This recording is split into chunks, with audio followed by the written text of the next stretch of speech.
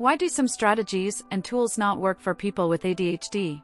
Have you ever tried to follow a productivity tip that seemed perfect, only for it to be a total flop? Frustrating, isn't it? For those with ADHD, this feeling is almost constant. Here's the controversial truth: many of the popular strategies for organization and productivity simply weren't designed for brains like ours. They're made with a linear and predictable mindset in mind, something ADHD challenges every minute. Have you heard that all you need to do is hang your keys in the same spot, and you'll never lose them again? It works for many, but for someone with ADHD, these simple solutions rely on habits that are tough to build and keep. Sounds crazy, right? Often, the problem isn't our lack of effort, it's that we're using the wrong tools, ones that don't consider our specific needs. So, what's the solution? It's not about blindly following what works for others, but about adapting, personalizing, and experimenting until you find what truly works for you. Sometimes, the answer is as simple as switching from paper to an app, or using technologies no one would expect to be helpful for personal organization. Want to know how these adjustments can change the game for you? Not all strategies are ADHD-friendly. Many times, the solutions offered for organization and productivity seem promising at first glance, but fail when put into practice by someone with ADHD. This happens because most of these strategies are created with the neurotypical brain in mind. Imagine advice like make a list and stick to it. For someone with ADHD, focusing on the list can be as challenging as finding the list itself when it's needed most. It's like trying to tune into a specific radio station while driving at high speed. It seems simple for some, but it's chaos for others. What many don't understand is that ADHD changes the rules of the game. Techniques that rely on consistency and memory, like always using the same drawer for keys, don't consider the difficulty in establishing consistent habits. For a neurotypical person, repetition solidifies the habit. For someone with ADHD, distraction can erase the routine before it even takes hold. An effective alternative might be something that requires less memory reliance, like using a bright, noticeable keychain attached to a backpack or belt, ensuring it finds you rather than the other way around. A practical example? Instead of following traditional methods like meticulously planning the day in a notebook, adopting visual and dynamic tools like whiteboards can be transformative. Putting essential tasks in a visible place helps keep them from getting lost in the mental fog. And best of all, each completed task brings a dose of satisfaction, almost like leveling up in a video game. It's a solution that speaks to the particularities of ADHD without requiring drastic changes in thinking. But here's the intriguing question: do these strategies really need to be universal? Or is it time to accept that what works for some may not be ideal for others? This brings us to consider seemingly simple tools like key hooks, but that's a topic for later. Key hooks are not universal. It may seem like an obvious solution, installing a hook on the wall to always hang your keys when you get home. However, for someone with ADHD, this idea might be more of a frustrating attempt than a practical solution. That's because these hooks rely on a sequence of habits that, for many, are hard to maintain. Remembering to use the hook can be just as complex as remembering where the keys were placed. It's almost like trying to teach a fish to climb a tree. The tool doesn't fit the context. And it's not for lack of effort. People with ADHD may start by using the hook religiously for a few days, but a simple distraction can break the habit. Maybe, after arriving home with bags in hand, the brain prioritizes dropping everything on the couch before focusing on anything else.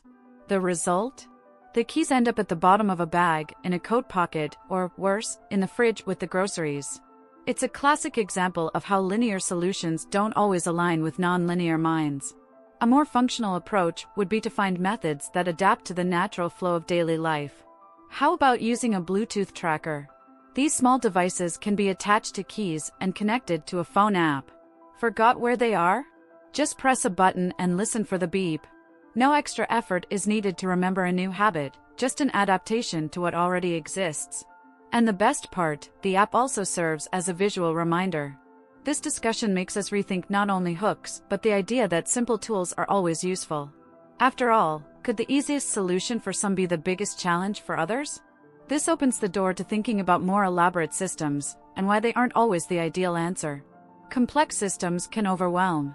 The idea of a complex and detailed system may seem attractive to those seeking better organization, but for someone with ADHD, it's like building a house of cards in a hurricane. Tools like elaborate planners or organizational methodologies, filled with steps and details, often end up abandoned. Why? They demand a level of attention and upkeep that is difficult to sustain. It's like investing time to assemble a giant puzzle only to realize halfway through that you've lost key pieces. For many, the initial enthusiasm is real. Spending hours choosing the perfect planner, drawing colorful charts, or setting up a sophisticated app can even generate a burst of hyperfocus. But over time, the challenge arises, keeping up with the system, following it to the letter, and maintaining its operation. When day-to-day demands come up, attention scatters and the once promising system ends up gathering dust. Think of that task management app that seemed like the answer to all problems, but now sits full of ignored notifications. An effective alternative? Adopting simpler and more intuitive systems. Instead of a complex planner, a simple digital notepad might work better. A practical example would be using apps like Google Keep or Notion, configured just for the essentials. Another trick is to prioritize visual tools like Kanban boards, which allow you to see progress clearly without overloading the mind with too much information. And this brings us to wonder, is the solution really about simplifying? Or maybe about adapting tools so they work for us, instead of the other way around? The next step might lie in the idea of molding these tools to our needs, something worth exploring further. Adaptation is key. When it comes to tools and methods, the secret isn't finding the perfect solution but adjusting each resource to your specific needs. For someone with ADHD, this means embracing flexibility. A clear example is transitioning from physical systems to digital ones.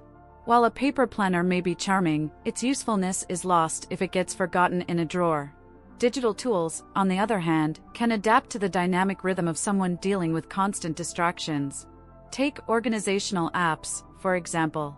A simple app like Todoist can be configured to send reminders at just the right time, helping prevent tasks from being forgotten. Plus, it's easy to reorganize appointments quickly, something that's much harder with physical planners.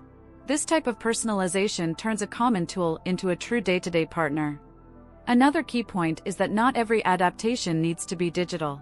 Sometimes, creative solutions in the physical world also work. For example, instead of a desk full of loose papers, using labeled storage boxes can make a huge difference. The simplicity of the system allows you to organize in your own way without feeling trapped by a rigid and hard-to-maintain method. Adaptation is more than choosing tools, it's learning to shape them to what works for you. And here's the question, can these adaptations include technologies that, at first glance, seem unrelated, like a smartwatch? Maybe that's an idea worth exploring. Smartwatch use is personal. Smartwatches may seem like a luxury to some, but for those with ADHD, they can be strategic tools, depending on how they're used. These little devices hold great potential, especially because they keep essential functions within reach. Imagine you often lose your phone around the house. With a smartwatch, just a tap and it makes your phone ring. Practical, quick, and, most importantly, stress-free. Still, using a smartwatch isn't universal. Many people with ADHD may find the multitude of features more distracting than helpful. It's common to start the day with good intentions, I'm going to track my steps and focus on my goals, only to end up scrolling through notifications that completely diverted attention. That's why personalization is essential. Turning off non-beneficial features and focusing only on what truly makes a difference can transform the experience. For instance, setting subtle reminders, like wrist vibrations for important tasks, is an effective way to stay on track without depending on a complex system. Another practical idea is using the smartwatch to block distractions. Some models allow you to manage notifications, ensuring you're only interrupted by what truly matters, an urgent message or a reminder for an upcoming meeting. This leads us to think about how different technologies can align with specific needs. If a simple smartwatch can be so useful, imagine other adaptations in common tools, like financial management systems. Might these also need adjustments to be truly effective? Systems like the envelope method need adjustments. The envelope method, that classic financial management system where you separate money into specific categories, might be helpful for many people, but tends to be challenging for those with ADHD. The idea of dealing with physical cash and keeping each amount separate demands a strict routine, and manually controlling each envelope can be tough amidst daily distractions. It's like trying to hold sand in your hands, something always slips away. For many, a more practical adaptation is moving to digital alternatives. Using apps like Inab, You Need a Budget, or even the bank's categorization system can be much more effective. These apps allow you to organize money into virtual envelopes, with the added advantage of less physical effort and automatic reminders. This eases the burden of remembering where every cent is and avoids the chaos of carrying various envelopes around. Additionally, these digital tools make it easier to see what's happening with finances more clearly. Someone with ADHD benefits when information is accessible at a glance. Instead of opening drawers and searching for envelopes, it's just a matter of opening the app. You can even set savings goals, and the app itself reminds you not to overspend, almost like having a financial assistant in your pocket. Adaptations like these show that the key isn't the method itself, but how it's tailored to individual needs. Just like finances, other aspects of daily life can also benefit from this logic of personalization and continuous practice. Speaking of practice, that brings us to tools that take time to integrate into daily life, like Google Calendar. Hammer and wrench practice and personalization. Integrating tools into your routine, especially for someone with ADHD, is more about practice than finding the perfect tool. Take Google Calendar, for example. When you first start using it, it may seem like just another thing to remember to update, but over time and with practice, it becomes an extension of your mind. The trick is not giving up in the first few days, but allowing time for its use to feel natural, almost like a reflex. It's important to remember that this practice also involves personalization. For someone with ADHD, setting visual and auditory reminders in the calendar can be the difference between remembering an appointment or not. The trick is to adjust it to work according to your specific needs, like adding reminders to prepare before an event or scheduling recurring notifications for small daily tasks that could easily be forgotten without help. Think about how small practices can make this integration easier. By creating the habit of checking the calendar every morning, you begin to establish a routine that helps keep focus. Another strategy is to share events with friends or family. This not only increases accountability but also creates a support system that helps keep commitments. It's a way to make organization more collective and, consequently, easier to follow. The main point is that digital tools, when practiced and personalized well, stop being just another obligation and become true allies. They help shape the day in a way that works better for you. And as you think about all these strategies and adaptations, you might be asking yourself, am I ready to dive deeper into these solutions and apply them to my life? Now that you've learned about the adaptations needed to turn productivity strategies into truly useful tools for ADHD, what's stopping you from starting? Isn't it time to abandon that complicated planner that never worked and find something that really fits your lifestyle? Or maybe it's the moment to give a simple technology, like a smartwatch, a chance to make your routine easier. Think about it. What can you adapt today? The secret is to test, experiment, and not give up when things don't work out right away. After all, the journey is about discovering what works specifically for you. So, what's holding you back from making this change? Share your thoughts in the comments. Let's share experiences and grow together in this journey of adaptation. And don't forget to subscribe to the channel, activate notifications, and leave a comment about which of these strategies you want to try first.